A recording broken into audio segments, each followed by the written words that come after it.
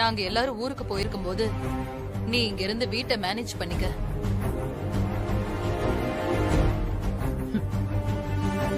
அதான் நல்லது.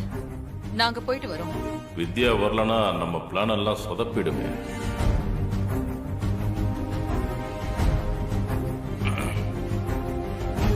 வீட்டை பாத்துக்கதான் நிறைய செக்யூரிட்டிஸ் வேலைக்காரங்களா இருக்காங்கல்ல. வாணி இருந்துதான் பாத்துக்கணுமா என்ன? ஆமாமா, பாவம் ஆசையா பேக் பண்ணி எடுத்துட்டு வந்துட்டா. கூட்டிட்டு போகலாமே. அம்மா அவளும் இங்க வேலைக்கு சேர்ந்ததுல இருந்து வீட்லயே தானே இருக்கா. வெளியில எங்கேயாவது போயிட்டு வரணும்னு அவளுக்கும் ஆசை இருக்காதா? வேலை செய்ய வந்தவ சுற்றுலா போகணும்னு ஆசைப்படலாமா சஞ்சய்? என்ன பேசுற நீ? வாணி கோயிலுக்கு வரதுல உனக்கு என்னமா பிரச்சனை? எனக்கு ஒன்னும் பிரச்சனை இல்ல அங்கிள். ஆண்டி சொல்ற மாதிரி அவ இங்க இருந்தா வீட்டை பாத்துப்பால. பொறுப்பான ஒரு ஆளா இருக்கிறது இங்க நல்லது தானே. வாணி வீட்லயே இருக்கட்டும். அவளுக்கு அதுல எந்த கஷ்டமும் இருக்காது. என்ன வாணி? எனக்கு உடம்பு சரியில்லை. எனக்கு அப்பப்போ மருந்து மாத்திரை எல்லாம் நேரத்துக்கு எடுத்து கொடுக்கணும். அதெல்லாம் வாணி தான் கரெக்டா பண்ணுவா. ஊருக்கு வரட்டும். விஜய், அம்மா அவருக்கு தேவையான மருந்து மாத்திரை எல்லாம் எடுத்து வச்சிட்டல? எடுத்து வச்சிருக்காமா. வாணி வீட்லயே இருக்கட்டும். அவளுக்கு அதுல எந்த கஷ்டமும் இருக்காது. என்ன வாணி? சரிங்கம்மா. அதான் அவளே சொல்லிட்டாளே, அப்புறம் என்ன?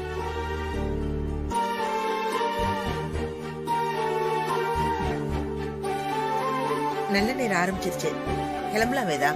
லேட் பண்ண வேண்டாம். 9 மணிக்கு மேல யமகண்டம். நம்ம இப்பவே கிளம்பி. சரிக்கா, வாங்க போலாம். வாங்க.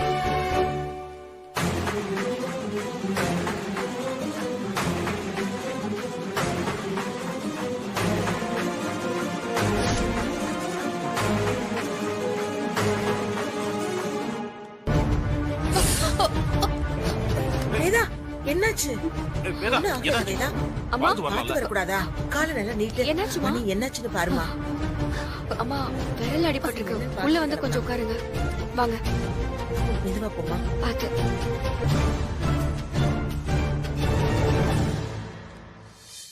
பாத்து போ. உட்கார். இரு, தண்ணி எடுத்துட்டு வந்துடுறேன்.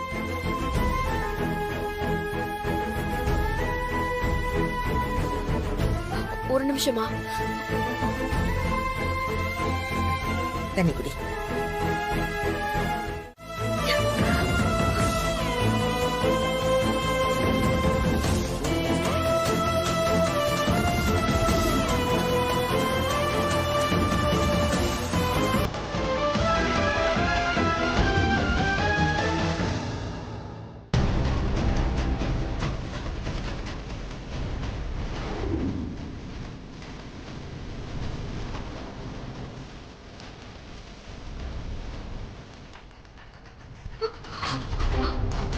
அண்ணே, அண்ணே.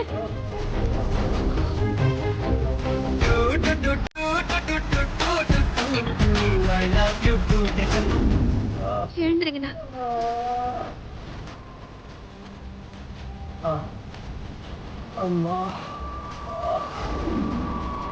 Auto, auto.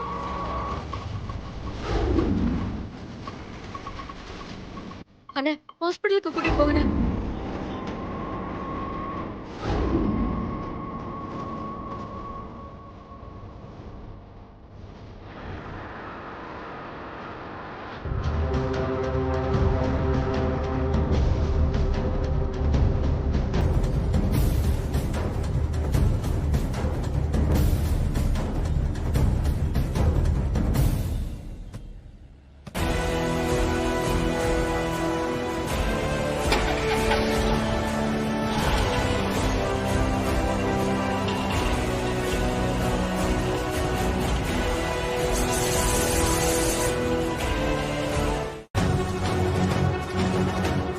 எவ்வளவு நேரம் ஆகும் சஞ்சய்?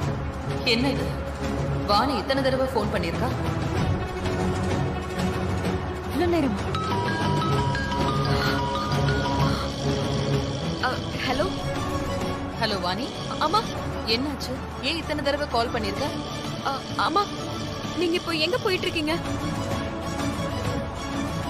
பெருங்குளத்தூர் தாண்டி போயிட்டு இருக்கோம். ஏமா கேக்குற? அம்மா நீங்க போற வேன்ல பிரேக்க கட் பண்ணி விட்டுருக்காங்கம்மா. ஹலோ ஹலோ அம்மா கேக்குதா? ஹலோ போன் ஸ்விட்ச் ஆஃப் ஆயிடுச்சு.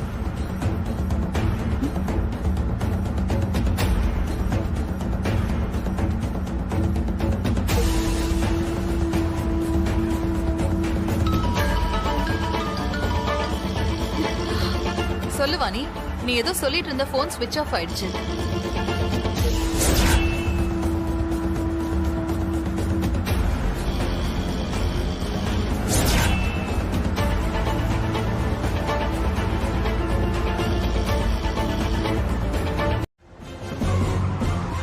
ஸ்டீரிங் கண்ட்ரோலை மட்டும் விட்டுறாதீங்க. நான் பிரேக்கை சரி பண்றேன். இன்னும் 30 கிலோமீட்டர் டோல்கேட் வருது சார். இடையில ஒரு பெரிய வளைவு வேற இருக்கு சார். அந்த இடத்துல இந்த ஸ்பீட்ல போனா வண்டி கவுந்துரும் சார். நமக்கு என்ன ஆகுன்னு சொல்ல முடியாது சார். அண்ணா என்னடா இப்படி சொல்றாரு? அதுக்குள்ள நாங்க ஏதாவது பண்ணி வண்டியை ஸ்டாப் பண்ணிடுவோம். நமக்கு இப்ப வேற ஆப்ஷனே இல்ல. நீங்க தைரியமா இருங்க. ஓகே, இருக்கிற அத்தனை பேரோட உயிரும் உங்க கையில தான் இருக்கு. சரிங்க சார். ஒன்னும் ஆகாதண்ணா. டேய் சஞ்சய், நீ எப்படா இதை சரி பண்ணுவ? வண்டி போற ஸ்பீட்ல நீ என்ன பண்ண போற? பாத்துக்கிறப்பா. டேய் சஞ்சய், அண்ணா வண்டியில கயிறு ஏதாவது இருக்கா? பின்னாடி சீட்டு கீழ இருக்கு. சரிங்க, என்ன பின்னாடி கயிறு இருக்கு பாருங்க. டேய் இருடா. சஞ்சய் அமைதியா இருங்க. டென்ஷன் ஆகாதீங்க. பொறுமையா இருங்க. சஞ்சய்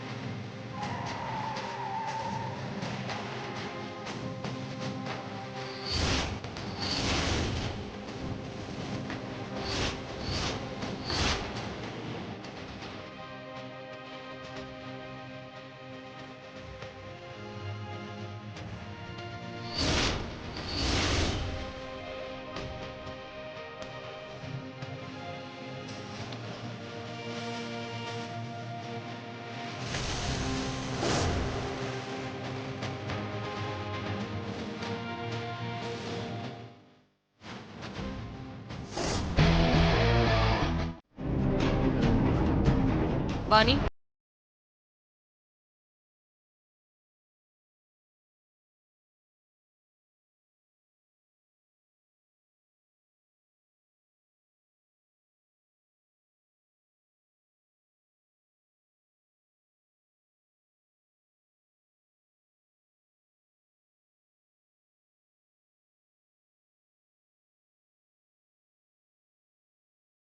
ஆசைப்பட்டா நாம தான் வேண்டான்னு அவாய்ட் பண்ணிட்டோம். இப்ப அவதான் நம்ம அத்தனை பேரோட உயிரையும் காப்பாத்திருக்கா.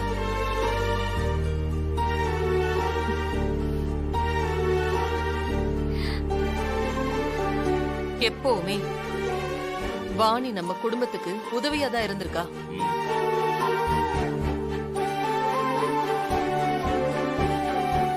இந்த நேரத்துல நம்ம கூட அவ இருக்கிறதும் நல்லதுதான். இப்பதான் நீ கரெக்டான முடிவு எடுத்திருக்க. இதைத்தான் நானும் சொன்னேன். யாரும் கேட்க மாட்டீங்க.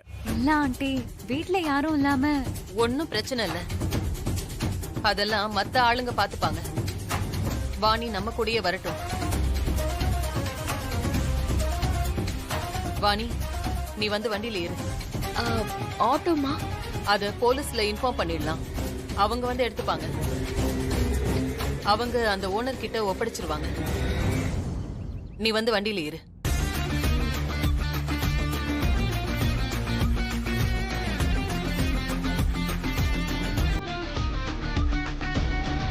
மரியாதை பண்ணணும்னு முடிவு பண்ணணும். அவங்களும் ஒத்துக்கிட்டாங்க. அப்புறம் 4 வருஷமா போட்டி நடக்குது. ஆனா எங்களால ஒரு தடவை கூட ஜெயிக்க முடியல. வருஷம் நானும் அவனுங்களுக்கு மரியாதை பண்ணிக்கிட்டே இருக்கேன். அவனுங்க திமிரும் ஏறிக்கிட்டே தான் இருக்கு. போலீஸ்ல கம்ப்ளைண்ட் கொடுக்க மாட்டீங்களா? கொடுத்தாலும் ஒண்ணும் நடக்காது தம்பி. முன்னாள் எம்எல்ஏ சகுந்தலாவும் அந்த ஊர் தான்.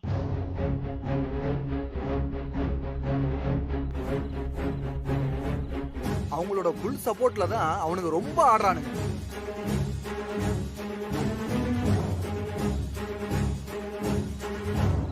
நாளைக்கு கூட நம்மூர் பொண்ணுங்களுக்கும் அந்த ஊர் பொண்ணுங்களுக்கும் கபடி போட்டி நடக்குது. இதுல ஜெயிச்சாலாவது ஏதாவது மாறுமான்னு பார்க்கணும். தொடர்ச்சியா எப்படி அவங்களால ஜெயிக்க முடியும்? உங்ககிட்ட நல்ல டீம் இல்லையா? இருக்காங்க. ஆனா அவனுங்க ஏதோ ஒண்ணு பண்ணி ஜெயிச்சிடறானுங்க தம்பி. இந்த தடவையாவது நாம ஜெயிக்கணும். வேதாமா, நீ வந்து நம்ம ஊர் டீமுக்கு தலைமை தாங்கன்னா நம்ம ஊர் பிள்ளைகளுக்கு கொஞ்சம் தைரியமா இருக்கும். ஏன்னா இந்த ஊர்ல பிறக்கிற ஒவ்வொரு பொம்பளை பிள்ளைக்கும் நீதாமா முன்மாதிரி. நான் கலந்துக்கிறேன். நானே தலைமை தாங்குறேன். ரொம்ப சந்தோஷமா. டேய் சின்ன ஐயா, இங்க வா. வந்துட்டேங்க ஐயா. வா. வணக்கம்மா. சின்ன, வணக்கம். நீங்க இங்க தங்குற வரைக்கும் உங்களுக்கு என்னென்ன உதவி தேவையோ எல்லாத்தையும் அவன் பாத்துப்பான். வணக்கம்மா. டேய் சின்ன, வண்டியில இருக்கிற ஒட்டிலாம் எடுத்துட்டு போய் உள்ள வை போ. சரிங்க. நீங்க ஒண்ணும் கவலைப்படாதீங்க. இந்த தடவை கபடியில நாம தான் ஜெயிப்போம். பரிவட்ட மரியாதை நம்ம ஊருக்கு தான் கிடைக்க போகுது. இதுக்கப்புறம் அந்த ஊர்க்காரனுங்களால எந்த பிரச்சனையும் வராது. உன் வாய் முகூர்த்தம் பலிக்கணுமா? கண்டிப்பா நடக்கும். நம்பிக்கையோட போங்க. அப்ப நாங்க வரமா? வரங்கம்மா. வரமா? வரோம் தம்பி. சாமி கும்பிட வந்த இடத்துல இந்த பிரச்சனையில எல்லாம் நீ தலையிடணுமா வேதா? தோல்விங்கிற வார்த்தையே பிடிக்காதவனா? ஆனா நான் பிறந்த ஊரு பல வருஷமா பக்கத்து ஊர்கிட்ட தோத்துக்கிட்டே இருக்கு. இது எனக்கு எவ்வளவு பெரிய அவமானம். இந்த போட்டியில என் ஊரு ஜெயிக்கணும். நான் ஜெயிக்க வைப்பேன்.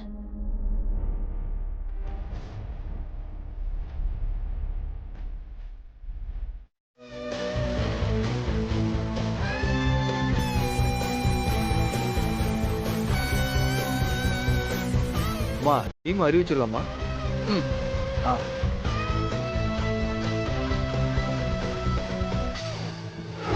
வீட்டுக்கு அணி விஜய்,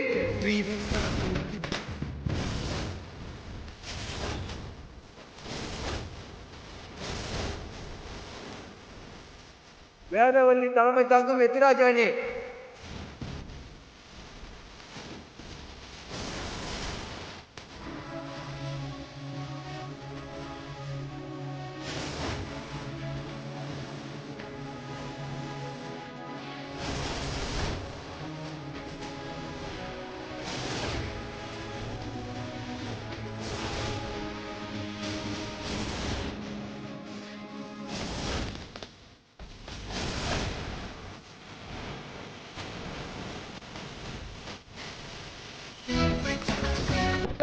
கடைசி போட்டியாளர் வேதவல்லி அம்மாவின் ஒரே மகள் மானசா.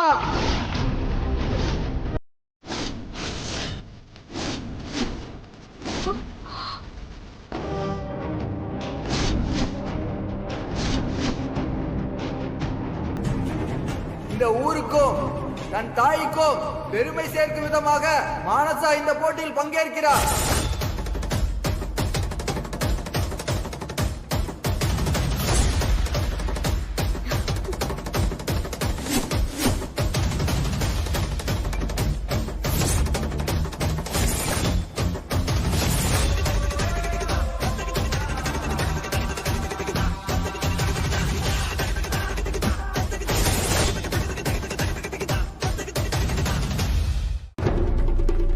இது நம்ம லிஸ்ட்லயே இல்லையேடா. அம்மா நல்லதுதான், இந்த கிரவுண்ட்லயே அவளை கதற விடலாம்.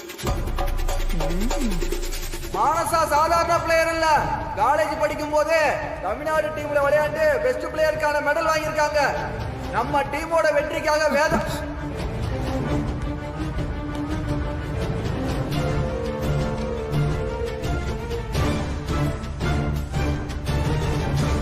இவர் சொல்ற இந்த மானசாங்கிற பொண்ணுக்கும் எனக்கும் எந்த சம்பந்தமும் இல்ல.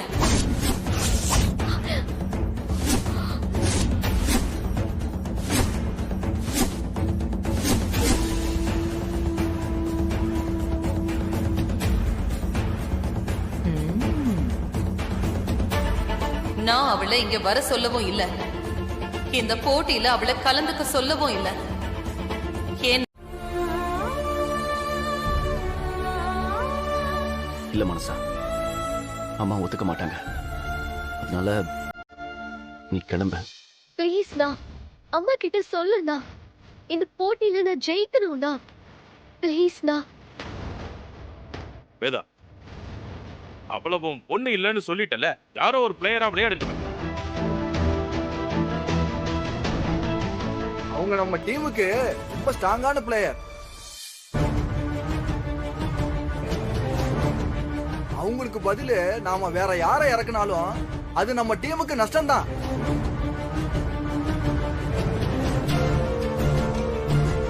கொஞ்சம் யோசிச்சு பாருமா, இது நம்ம ஊரோட கௌரவ பிரச்சனை.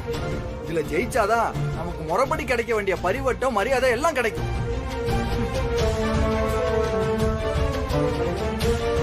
அவளோட தயவுல தான் நான் ஜெயிக்கணும்னா அப்படி ஒரு சக்சஸ் எனக்கு தேவையே இல்ல.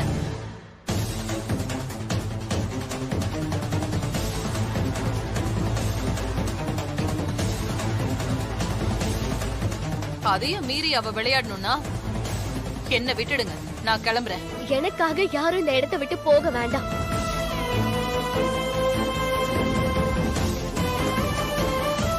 நானே போறேன். ஏய் நில்லு.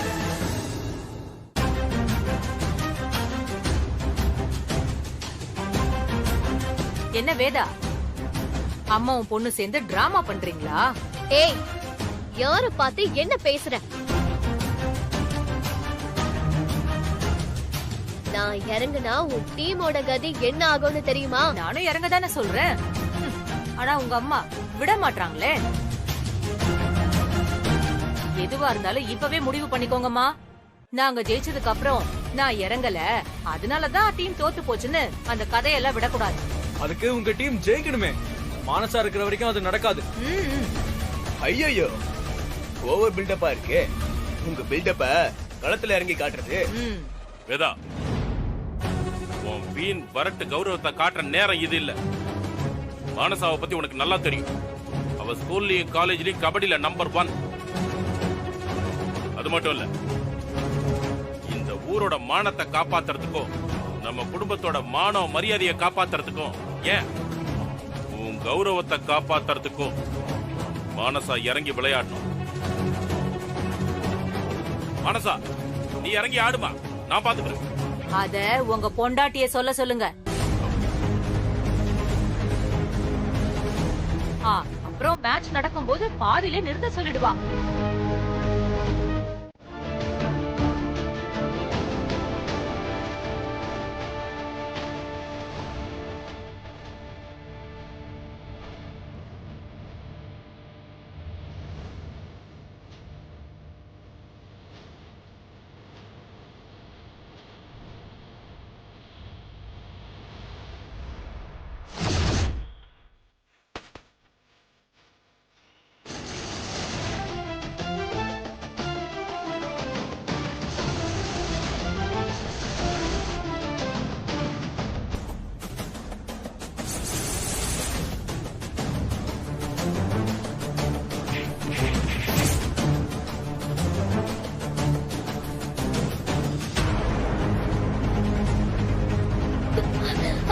கபடி கபடி கபடி கபடி கபடி கபடி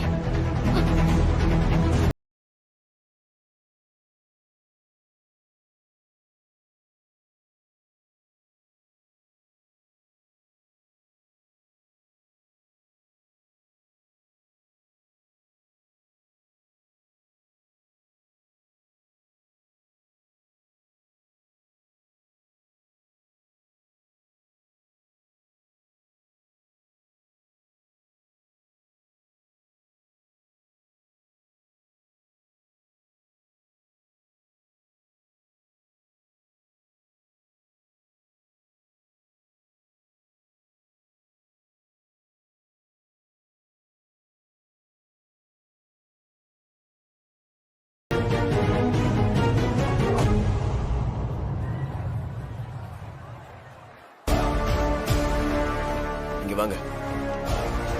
என்ன அவ கால் உடைச்சிட்டீங்களா? அதுக்குள்ள விசில் ஊதிட்டாங்கண்ணே. ஆனா இனிமே அவளால விளையாடவே முடியாது. சஞ்சய், என்ன வித்யா? நான் சொன்ன மாதிரி நடந்துருச்சு பாரு. அந்த தர்ஷன் தான் ஆளை வச்சு இப்படி பண்ணிருக்கான்.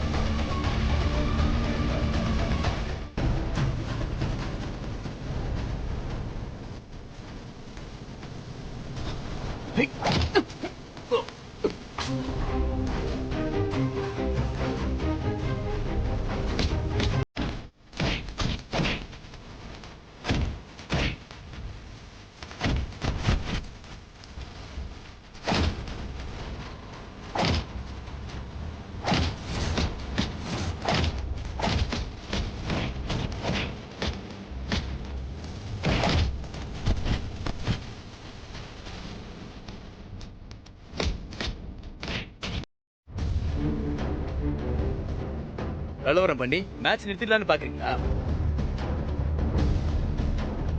ஒண்ணு நீங்க தோத்துட்டோன்னு ஒத்துக்கிட்டு ஒதுங்கிடுங்க, இல்லனா மேட்சை கண்டினியூ பண்ண விடுங்க.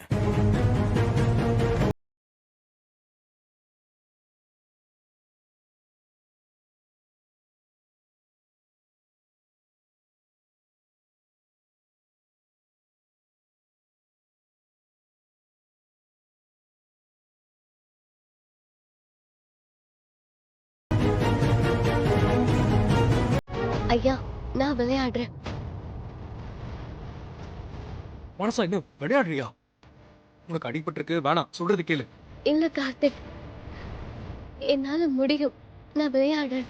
இல்லம்மா, நீ இப்படி இருக்கிறத நாங்க பார்த்ததுக்கு அப்புறமும் நாங்க உன்னை விளையாட அனுமதிக்க முடியாது. இது உன் உயிருக்கே ஆபத்தாயிடும்.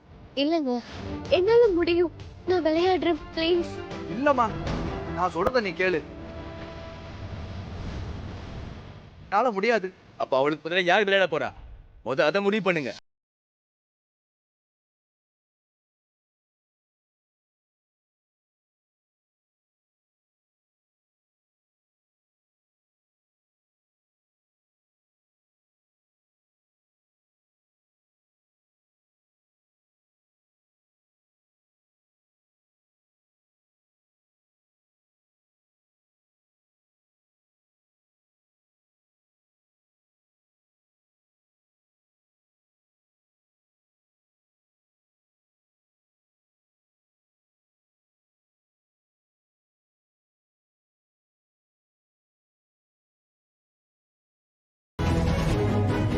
உன்னால முடியுமா?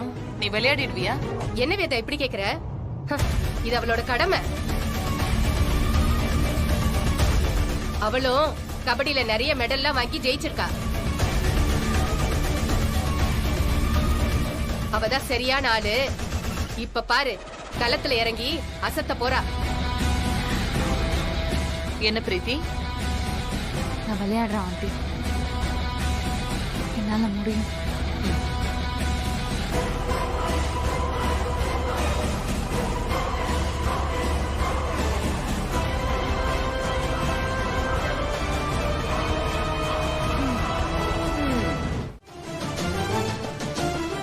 ஆமாம், அவளை இறக்கி விடுங்க. வீக்கான பிளேயரை வச்சு ரிஸ்க் எடுக்கிறதுக்கு வாணி இறக்கி விடலாம். எனக்கும் அதான் தோணுது வேதாம்மா. என் உயிரே போனாலும் உங்களை ஜெயிக்க வைக்காம நான் வெளியே வர மாட்டேமா. வாணி மேல எனக்கு நம்பிக்கை இருக்கு வேதா. சரின்னு சொல்லு. வாணியை நம்பி நாம இது வரைக்கும் எந்த விஷயத்திலயுமே தோத்ததில்ல. ஆண்டி, நல்லா விளையாட தெரிஞ்சு வேற பிளேயர் இறக்குங்க. என்னாலயே சமாளிக்க முடியல. இவளெல்லாம் ஈஸியா காலி பண்ணிடுவாங்க. ஆமா வேதா, இவளை வச்சு ரிஸ்க் எடுத்தா உன்னோட மரியாதையே போயிடும்.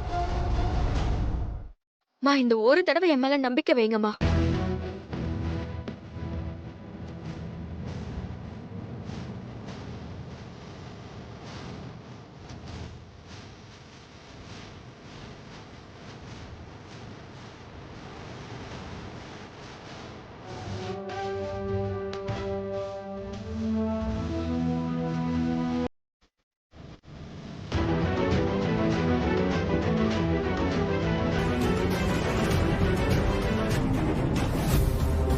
சீக்கிரம் முடிவை சொல்லுங்க, இல்ல இல்லனா தோத்துட்டோன்னு எழுதி கொடுத்துட்டு போங்க.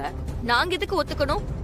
மேட்ச்ல எங்க டீம் தான் ஜெயிக்கும். அதான் மோதி பாத்துலான்னு சொல்றோம்ல, களத்துல இறங்கு, சும்மா பேசிக்கிட்டு இருக்காத. மா ப்ளீஸ் மா. எந்த சிச்சுவேஷன்ல நீ களத்துல இறங்குறேன்னு உனக்கு நல்லா தெரியும். இது இந்த ஊரோட மரியாதை, பல வருஷ தோல்வியோட வலி. அது மட்டும் இல்லாம நான் இது வரைக்கும் யார்கிட்டயும் தோத்ததே இல்ல. இதுல என்னோட கௌரவமும் அடங்கி இருக்கு. உங்க நம்பிக்கையை நான் காப்பாத்துவேமா. அப்புறம் என்ன, மேட்ச் ஆரம்பிச்சிடலாம்.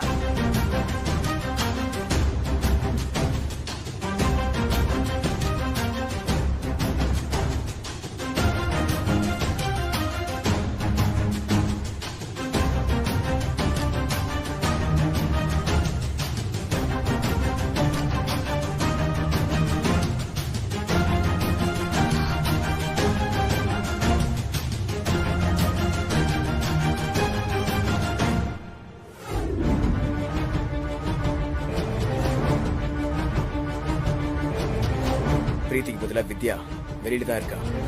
கிரவுண்ட்ல இன்னும் ஒரே ஆள் தான் இருக்கா, அதுவும் டம்மி பிளேயர் தான். உள்ள போய் ஒரே ரவுண்ட்ல மேட்ச் முடிச்சிருக்கா. அவ உள்ள இறங்காமலேயே இந்த மேட்ச் நம்ம ஜெயிக்கணும். ஓகேண்ணா. போங்க.